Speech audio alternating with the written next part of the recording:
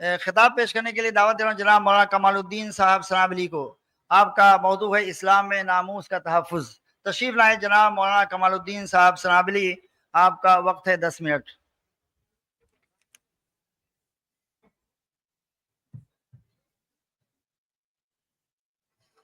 السلام علیکم ورحمۃ اللہ وبرکاتہ۔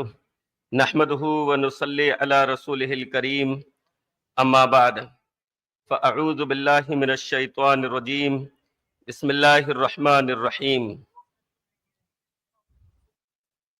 محترم صدر کانفرنس فضیلت الشیخ اصغر علی صاحب، امام مہدی السلفی حفظہ اللہ، اسٹیج پر تشریف فرما دیگر علماء اکرام، میرا موضوع ہے تحفظ ناموس اسلام کی نگاہ میں۔ اسلام کی روح سے انسان کا احترام اور ان کے تمام حقوق کی پاسداری کا حکم ہے، اور بحیثیت انسان تمام اولاد آدم عزت اور تکریم کی مستحق ہے۔ اللہ تعالیٰ نے قرآن مجید میں ارشاد فرمایا، وَلَقَدْ كَرَّمْنَا بَنِي آدَمَ وَحَمَلْنَاهُمْ فِي الْبَرِّ وَالْبَحْرِ وَرَزَقْنَاهُمْ مِنَ الطَّيِّبَاتِ وَفَضَّلْنَاهُمْ عَلَى كَثِيرٍ مِّمَّنْ خَلَقْنَا تَفْضِيلًا، کہ ہم نے اولاد آدم کو شرف عطا فرمایا، فضیلت عطا فرمائی، اور ان کو خشکی اور تری میں سوار کیا، ان کو پاکیزہ رزق عطا فرمایا، اور اپنی مخلوق میں سے بہت سو پر ان کو فضیلت عطا فرمائی۔ اسی طریقے سے اللہ تعالیٰ نے بحیثیت انسان تمام اولاد انسان کے تعلق سے، تمام اولاد آدم کے تعلق سے فرمایا کہ تم سارے کے سارے ایک مرد اور عورت سے ہو، تم سب آدم کی اولاد ہو۔ اللہ تعالیٰ نے ارشاد فرمایا، یا ایھا الناس انا خلقناکم من ذکر و انثی وجعلناکم شعوبا وقبائل لتعارفوا ان اکرمکم عند اللہ اتقاکم۔ تو انسان ہونے کی حیثیت سے تمام کے تمام انسان اس بات کے حقدار ہیں کہ ان کی عزت و ناموس کی حفاظت ہو، ان کے حقوق کی پاسداری ہو، ان کی جان، ان کی عزت، ان کا مال، ان کی آبرو، تمام چیزوں کی حفاظت ہو۔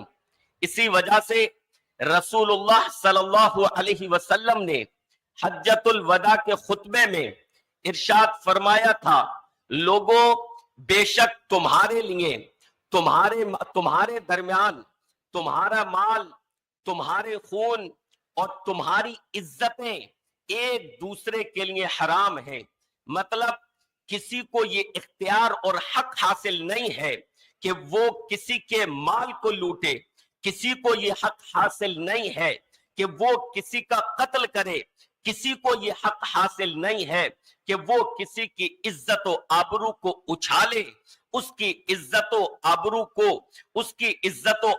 کو مشکوک کرے۔ بحیثیت انسان تمام کے تمام انسان اس بات کے حقدار ہے کہ ان کی ناموس کی، ان کی عزت کی حفاظت ہونی چاہیے۔ اسی طریقے سے انسانی ناموس کی حفاظت کی خاطر اللہ رب العالمین نے ایک دوسرے کے تعلق سے بدگمانی کرنے سے بچنے کا حکم دیا، کیونکہ ایک دوسرے کے تعلق سے بدگمانی کرنے کا مطلب یہ ہے کہ آپ کی نگاہوں میں اس کی کوئی قدر و قیمت نہیں ہے، معاملہ واضح نہیں ہے، اس کے باوجود اس کے تعلق سے آپ مختلف قسم کی بدگمانیاں پال رہے ہیں۔ لہذا اسلام اجازت نہیں دیتا کہ کسی کے تعلق سے بغیر کسی دلیل کے، بغیر کسی واضح ثبوت کے اس کے تعلق سے بدگمانی اپنے دل و دماغ میں پالی جائے۔ لہذا اسلام یہ حکم دیتا ہے کہ اپنے دلوں کو، اپنے دماغوں کو ایک دوسرے کے تعلق سے صاف رکھو، ایک دوسرے کے تعلق سے صاف رکھو۔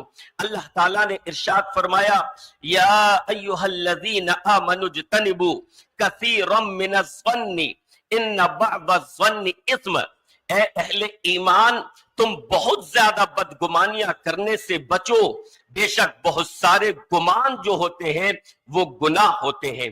اسی وجہ سے ایک دوسرے کی عزت و ناموس کی خاطر اللہ رب العالمین نے ایک دوسرے کی ٹوہمیں لگنے سے منع فرمایا، ایک دوسرے کی ٹوہمیں لگنے سے منع فرمایا۔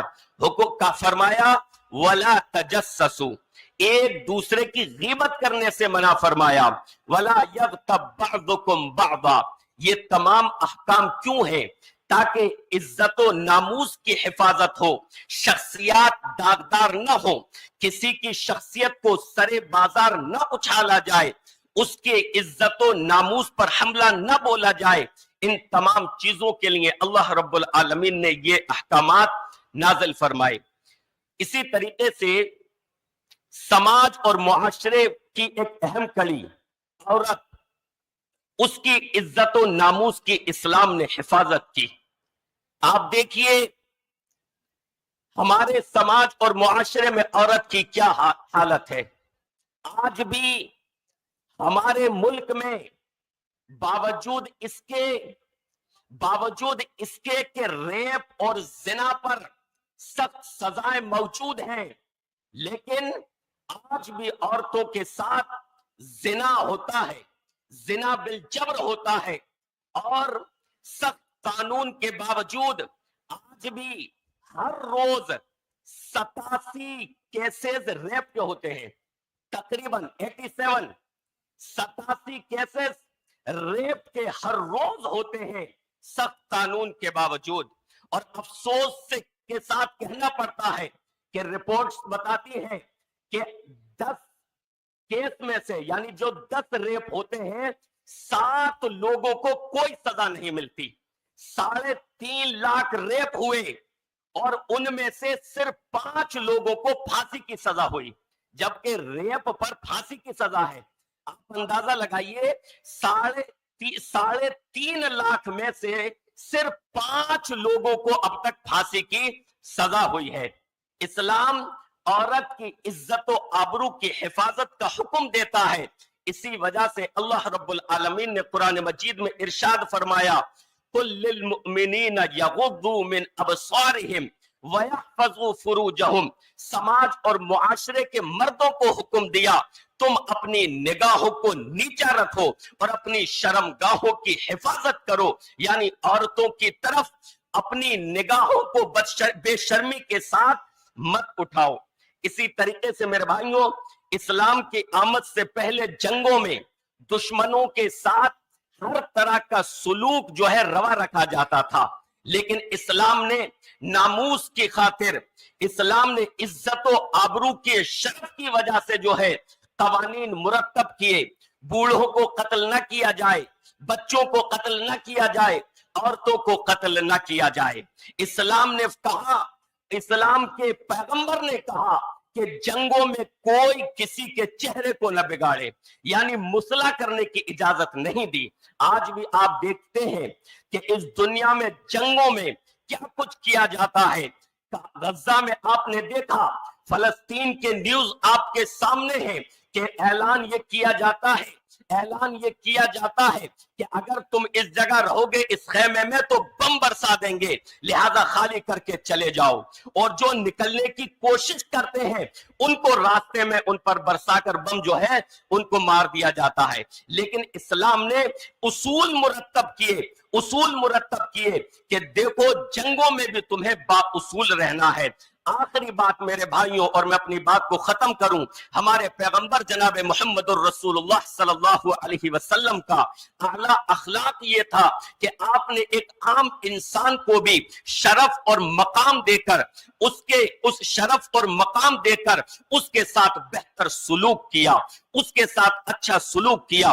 اس موقع پر ظاہر بن حرام مجھ کو یاد آتے ہیں, رسول اللہ صلی اللہ علیہ وسلم ان کے پاس آتے ہیں. ظاہر ایک سیدھا سادہ سا شخص ہے, دیہاتی شخص ہے, سبزیاں بیچنے کے لیے مدینے کے بازار میں آتا ہے. رسول اللہ صلی اللہ علیہ وسلم نے ظاہر کی آنکھوں پر پیچھے سے ہاتھ رکھ دیے اور شفقت و نرمی سے فرمایا کہ میں کون ہوں. تو ظاہر نے پہلے تو کہا کہ کون ہو بھائی, کس نے میری آنکھوں پر ہاتھ رکھ دیے, لیکن رسول اللہ صلی اللہ علیہ وسلم کے ریشم سے زیادہ نرم ہاتھوں کو محسوس کیا, عنبر و گلاب سے زیادہ خوشبودار ہاتھوں کو محسوس کیا, تو پہچان گئے کہ رسول اللہ ہیں. لہذا اپنی پشت کو نبی کے سینے سے چمٹانا شروع کر دیا. رسول اللہ صلی اللہ علیہ وسلم نے اس عام شخص, سبزی فروش کہ جس کے کپڑے بھی میلے کچیلے ہوں گے, چہرہ بھی کوئی خاص خوبصورت نہ ہوگا, لوگوں میں کوئی خاص اہمیت نہیں دی, نبی نے شفقت سے فرمایا کون ہے جو اس غلام کو خریدے گا. محبت اور دل لگی کے انداز میں فرمایا کون ہے جو اس غلام کو خریدے گا. ظاہر نے کہا اے اللہ کے رسول, مجھے کون خریدے گا, میں بے شکل, میں بے سلیقہ, میں دیہاتی شخص, اگر کوئی خریدے گا بڑا نقصان میں رہے گا. رسول اللہ نے فرمایا کہ پیارے, کس نے کہا تمہاری کوئی قیمت نہیں ہے, تم اللہ کی نگاہوں میں بڑے قیمتی ہو, تم سستے نہیں ہو. اس طریقے سے رسول اللہ صلی اللہ علیہ وسلم نے ایک عام انسان کو بھی بلند مقام دیا. تو یہ ہے اسلام میں تحفظ ناموس اور تحفظ عزت. اللہ رب العالمین سے دعا ہے کہ رب العالمین اسلام کے اس پیغام کو ہمیں عام کرنے کی توفیق عطا فرما دے. آمین یا رب العالمین. وصلی اللہ تعالی علی رسول خیر خلقہ محمد.